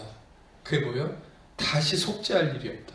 히브리서 10장 마지막 부분에 한 번으로 영원한 속죄를 이루셨은즉 다시 속죄할 일이 없느니라. 아멘. 아멘. 여러분, 우리가 왜 이걸 못 믿는지 모르겠어요. 교회들이, 설교자들이, 신학자들이 이걸 안 믿기 때문에 예수님의 피를 무시하는 거예요. 히브리서 10장에 이 말씀만 알아도, 근데 성경을 안 읽는 거예요. 안 읽거나 믿질 않는 거예요. 명확하게 히브리서 10장에 얘기하고 있잖아요. 한 번의 속죄로 영원한 속죄를 이루시고, 한 번의 제사로 영원한 속죄를 이루시고, 앉으시고 다시 속죄할 일이 없는데 왜 자꾸 속죄를 하려고 합니까? 왜 자꾸 죄를 사해야 된다고 하는 겁니까? 아니요. 불신자들은 죄를 사함 받아야 되는 거지만 여러분 이미 거듭났다면 다시 속죄할 일이 없는 거예요. 아멘. 아멘. 이미 속죄함이 이룬 자로서 발에 흙이 묻을 뿐이에요. 저주가 묻을 뿐이에요. 그러면 그런 자들은 목욕할 필요가 없어요. 여러분은 말씀의 물로 씻어낼 뿐이에요. 말씀의 물로 씻어낸다는 게 뭐예요? 예수님의 피로 다시 죄를 씻어내는 게 아니에요. 여러분들은 때론 더러워진 것 같고, 때론 오염이 된 것 같고, 때론 또 다시 죄에 빠진 것 같은 느낌이 든다 할지라도 여러분이 알아야 될 진리는 뭐냐면 여러분 본질적으로 이미 예수의 피로 정결하게 의롭게 된 존재예요. 아멘. 그러나 여러분들에게 여러분의 마음의 생각에 저주나 세상에 잘못된 것이 발에 흙이 묻듯이 묻어요. 그러면 그런 것이 묻으면 어떻게 돼요? 말씀의 물로 씻어내야 돼요. 근데 그거를 씻어내는 게 뭐예요? 은혜의 말씀을 듣는 거예요. 은혜의 말씀을 들으면 보세요. 우리가 세상을 살아갈 때 마음의 생각에 뭐가 낍니까? 이 흙이 묻듯이, 저주가 묻듯이 정죄감이 생겨요. 아, 나는 또 죄 지었네. 나는 저주받아야 되겠네. 나는 망할 것 같네. 그러면 여러분, 거기에 해소가 되는, 씻어내는 말씀의 온전한 물이 뭘까요? 정결법에 이런 게 있어요. 정결법에 번제, 소제, 화목제, 속제제, 속건제. 정결법에는 5대 제사가 있지만 한 가지가 더 있어요. 제가 전에도 소개했듯이 붉은 암송아지 제라는 정결법이 하나 더 있어요. 율법을 보면 6번째. 그래서 6개가 정결법이에요. 실은 붉은 암송아지 제는 뭐냐면 물에다가 붉은 암송아지를 다 태우고 남은, 소를 태우고 남은 재를 거기다 물에 뿌리고 우슬초로 그것을 담가서 뿌려서 정결하다 선포하는 거예요. 부정한 자에게. 근데 붉은 암송아지 쟤는 뭘 의미하냐면 소가 태워진다는 게 뭐예요? 심판이에요. 다 태워지고 난 쟤는 무엇을 의미하는 거예요? 다 심판을 받아버렸다는 거예요. 여러분, 우리에게 있어서 예수님이 이미 심판을 받으셨어요. 예수님이 완전히 심판을 받고 끝난 그 죄가 됐다는 게 뭐예요? 예수님이 심판을 완전히 받으셔서 더 이상 심판 받을 게 없다는 거예요. 할렐루야. 네. 우리에게 있어서 붉은 암송아지의 제가 뭐예요? 그게 바로 예수님의 완전한 심판을 받으심이라는 거예요. 십자가예요. 붉은 암송아지의 제가 담긴 물이라는 게 뭐예요? 예수님의 완전한 십자가의 속죄와 심판을 받으셨다는 이 말씀이에요. 물은 말씀을 의미해요. 그러니까 말씀을 들어도 예수님이 완전히 나를 대신해서 완전히 심판을 받으셨다라는 이 완전한 속죄에 대한 말씀을 들을 때 그게 여러분을 정결하게 한다. 여러분의 마음에 정죄감과 세상의 때가 묻은 여러분의 마음을 정결하게 한다는 거. 할렐루야. 아멘. 근데 여러분 어렴풋이 설교자들이 어렴풋이 얘기하는 거예요. 속죄를 받긴 받았는데 받은 것 같기도 하고 안 받은 것 같기도 하고 그 속죄에 대한 애매모호한 속죄를 얘기하니까 성도들은 완전한 자유함을 누리지 못하는 거예요. 완전한 정결함을 누리지 못하는 거예요. 아까도 소개했듯이 맨 인간의 어떤 행위적인 간증 같은 거나 얘기하고 설교할 때 맨 사람이 어쨌고 저쨌고 의로운 행위나 얘기하고 그러니까 성도들이 그 설교를 듣고 들을 때는 재밌는데 듣고 나서 갈 때는 완전한 속죄가 이 확신이 안 되니까 마음에 또 정죄감을 가지고 일주일을 살아가는 거예요.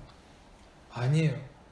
여러분들을 진정으로 자유케 하고 여러분들 진정으로 기쁨을 회복하는 것은 붉은 암송아지. 예수님의 십자가에서 완전한 심판과 여러분과 제가 당해야 될 그 심판을 예수님이 완전히 심판을 받으셔서 죄만 남은. 그래서 더 이상 여러분들은 심판 받을 게 없다. 예수님이 심판을 받으셨기 때문에. 할렐루야. 여러분은 누구도 여러분을 심판할 수 없고요.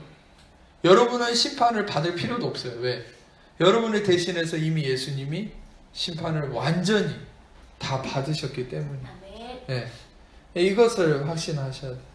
그래서 여러분들 그 예수님의 심판 받으심을 확신하시고 자 이제 제 말씀 마무리하겠습니다. 자, 그가 성취하시기까지 이 일을 끝마치지 아니하시리라. 그가 이 일을 끝마치지 아니하신다 했을 때 그분이 하려고 하는 일이 나와 있어요. 놀랍게도. 성경은 아주 논리적이고 합리적이에요. 그가 이 일을 끝마치기까지 쉬지 않는다라고 얘기하면서 4장 1절에 바로 이어서 그가 무슨 일을 하고 있는지가 나와 있어요. 그가 장로들을 만나죠. 성문에 앉아있는. 근데 이 장로들은, 자, 결론적으로 얘기할게요. 시간이 너무 갔기 때문에. 장로들은 율법을 얘기해요. 여기서. 장로들은 성문에 앉았다. 성문은 어떤 곳이냐면 샤르라고 하는 곳인데 전에 설교도 한 적이 있어요. 성문은 이 당시에 지방 법정이라는 의미가 있어요. 하지만 재판을 하는 곳이 심판의 자리예요. 그리고 이 장로들은 자켄이라는 의미를 가진 장로들은 무엇을 의미하냐면 바로 오래된 심판을 하는 율법을 상징해요. 그러니까 성문에 장로들이 앉아있다는 것은 이 백성들을 오랫동안 심판하고 정죄해왔던 율법이 있었다는 거예요. 그런데 그 율법에게 누가 가는 겁니까? 보아스이신 예수님이 가는 거예요. 가서 장로들에게 이제 보아스가 말하던 기업 물을 자가 지나간다. 그래서 보아스가 그에게 이르되 원래 그래서 이 기업은 이 장로들이 물러야 돼요. 다시 말하면 이 룻은 이 장로들이 물렀어야 되는 원칙이 있었어요. 다시 말하면 율법에 매여 있을 수밖에 없는 상황이었다는 거예요. 그런데 보아스가 장로 10명, 그것도 10이죠. 10. 성경에서 10이라는 숫자는 율법의 숫자거든요. 장로 10명이 있었다는 게 신기하지 않습니까? 그래서 장로 10명이 청하여 이르되 여기 앉으라. 그래서 그 이후에 쭉 보면은 결국 결론적으로는 무슨 내용이냐면 장로들이 룻을 자기들은 기업을 물지 않겠다는 거예요. 그 이유가 뭐냐면 6절에 보면 기업 물을 자가 이르되 나는 내 기업에 손해가 있을까 해서. 그러니까 이 율법은요 자기한테 손해가 있을까 해서 물으지 못하겠다는 거예요. 그리고 심지어는 네가 물러라. 여기서 기업 물은다는 게 뭐예요? 아까도 소개했죠. 대속하고 구원한다는 거죠. 다시 말하면 율법은 무슨 말입니까? 우리를 룻으로 대변되는 우리를 구원할 수 없다. 율법은 우리를 구원할 수 없다는 거예요. 기업을 물을 수 없다는 거예요. 네가 물르라는 거예요. 바로 우리를 구원하는 건 예수님밖에 없다는 거예요. 할렐루야. 율법이 우리를 구원하지 못한다는 게 무슨 의미예요? 그것은 율법은 다시 말하면 여러분의 행위는, 여러분의 어떠함은 여러분을 구원할 수 없다는 거예요. 예수님만 우리를 구원하실 수 있다는 거예요. 아멘. 예. 그래서 우리는 구원할 수 없다. 우리는 다시 말하면 여기서는 율법의 무능함을 얘기하죠. 이것이 어디 나와 있습니까? 히브리서 7장에 나와 있어요. 히브리서 7장에 뭐라고 얘기해요? 완전한 은혜의 본질이신 대제사장이신 멜기세덱을 히브리서 7장에 소개하거든요. 멜기세덱이신 대제사장이신 예수님을 얘기하면서, 온전한 은혜이신 예수님을 얘기하면서 뭘 얘기하냐면 율법은 아무것도 온전하게 할 수 없다. 율법은, 계명은 연약하고 무익함으로 패하고, 그것은 아무것도 온전하게 할 수 없기 때문에. 그러나 은혜이신 예수님을 우리를 온전하게 할 수 있다. 히브리서 7장에 얘기하거든요. 거기 명확하게 얘기하고 있어요. 율법과 계명은 연약하고 무익함으로 패하고, 율법은 아무것도 온전하게 할 수 없다. 아무것도 이룰 수 없다. 여기에 나와 있죠. 장로들, 이 율법이 구원하고 대속할 수 없다는 거예요. 그런데 보아스가 바로 이제는 율법이 할 수 없는 것을 예수님이 우리를 대속하시고 구원하셨다. 우리에 대한 기업을 물으셨다. 할렐루야. 네. 그래서 더 이상 여러분들은 율법이, 여러분의 행위가, 여러분의 어떠함이 여러분을 구원하고 대속하고 기업을 물은다고 생각하지 마세요. 네. 예수님이 여러분을 이미 대속하고 기업을 물으셨습니다. 이제 마무리하자면, 아까 제가 결론적인 설명을 드린 것처럼, 네, 보아스가 13절에 보면은 룻을 아내로 맞이했고, 결국에는 이제 아까 얘기했던 것처럼 이 아랫절을 쭉 보면은 이 족보가 나오죠. 예. 그래서 살몬은 보아스를 낳았고, 보아스는 오벳을 낳았고, 오벳은 이새를 낳았고, 이새는 다윗을 낳았다. 결국에는 여러분, 놀랍게도 이 다윗은 예수님의 조상이고, 다시 말하면 예수님의 혈통인 거예요. 이 저주 아래 있던, 기쁨이라고 일컬었던 나오미가 자기를 저주스럽게 마라라고 부르라고 했지만, 그 마라라고 일컬었던 환경적 상황이 이제는 진정한 조이, 기쁨이, 나오미가 회복된 거죠. 누구를 만나서? 보아스이신 예수님을 만나서. 여러분, 예수님을 만난다는 게 여러분이 교회 다니는 게 아니에요. 지금까지 신앙생활한 게 예수님 만난 게 아니에요. 여러분 생각해 보세요. 사마리아 여인, 요한복음 4장에 나오는 사마리아 여인도요, 실은 그도 예배에 대한 전통을 알고 있었죠. 어떤 면에서는 그도 신앙생활을 하고 있었는지 몰라요. 그러니까 예수님한테 뜬금없이 갑자기 예배에 대한 얘기를 하잖아요. 우리가 어디서 예배를 드려야 됩니까? 유대인들은 예루살렘에 가서 예배를 드려야 된다고 하고, 우리 조상들은 저 산에서 예배 드려야 된다고 하는데, 예배 드릴 때가 따로 있습니까? 예수님 뭐라 했어요? 요한복음 4장에 그 사마리아 여인에게 예배할 때가 따로 있는 것이 아니다. 예배하는 자는 신령과 진정으로 바로 예수 안에서 예배 드리는 거다. 그 예수님 자신을 소개하잖아요. 여러분, 우리는 수많은 성경을 알고 신앙생활을 해오고 우리가 마치 예수님을 만난 것처럼 생각했지만, 아니, 어쩌면은 여러분들은 아직 보아스를 못 만났을 수도 있어요. 그러나 진짜 여러분, 보아스를 여러분 은혜 복음을 통해서 지금 만나고 있는 거예요. 은혜 복음은 뭐예요? 보아스이신 예수님을 제가 드러내잖아요. 드러내고 있잖아요, 예수님. 이 은혜 말씀을 여러분이 계속 듣고 또 들으면서 은혜이신 이 보아스 예수님을 깨달을수록 여러분들은 점점 나오미, 이 히브리어로 나오미가, 이 기쁨이, 조이가 회복되고, 결국은 여러분을 통해서 예배가 이루어지고 오벳이 나오는 거죠. 오베드, 에베드. 그리고 여러분들이 진정한 기쁨의 열매가 삶에 이루어질 거예요. 아멘. 네, 이런 은혜를 사모함으로 오늘 룻처럼 우리도 은혜를 사모합시다. 기도하겠습니다. 하나님 감사합니다. 귀한 말씀을 통해서 우리에게 말씀하신 주의 은혜 말씀이 열매 맺기를 원하오니 축복하시고 함께하여 주옵소서. 감사드리며 예수님 이름으로